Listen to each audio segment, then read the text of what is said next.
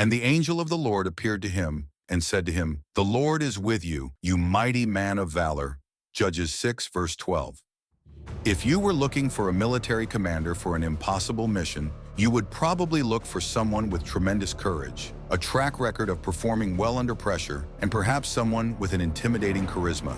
Gideon had none of these qualities, and yet he was chosen by God to deliver his people from the cruel and formidable army of the Midianites. Gideon's life is an example of the power of God displayed in weakness. When we first meet Gideon, this weakness is evident. He is hiding from the Midianites and secretly trying to thresh grain in a winepress. The process of threshing grain and separating the chaff normally took place in the open air, on a hilltop, where the wind blew the chaff away. But fearing that enemy marauders would catch sight of him, Gideon sought cover in the shelter of a winepress.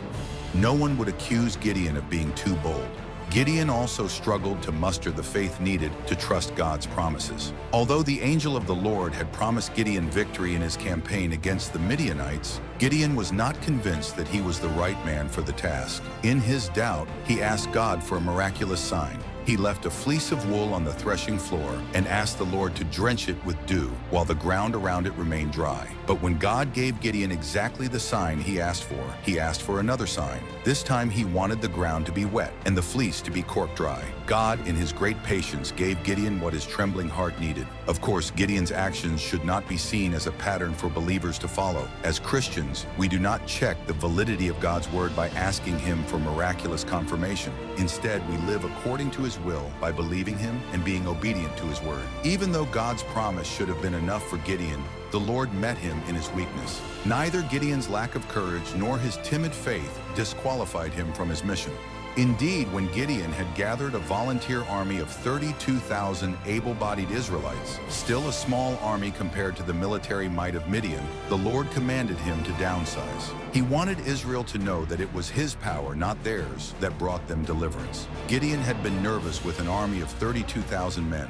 So imagine how he felt when 22,000 of those men packed up and left for home. 10,000 warriors remained, but God was not finished downsizing Israel's forces. He had Gideon lead the army to a nearby stream. Any man who slurped up the water like a dog was allowed to stay, while any man who got down on his knees to drink was sent home. In the end, only 300 men remained. From the standpoint of proven military tactics, it makes no sense to reduce your army from 32,000 to 300. But the Lord proclaimed an unmistakable point, not just for Gideon, but for all of Israel and for us. They were about to see his power. It was time for them to be bold, not because they themselves were strong, but because the Lord was fighting on their behalf. In the dark of night, Gideon's army blew trumpets, banged jars, held up torches, and shouted, "The sword of the Lord and of Gideon."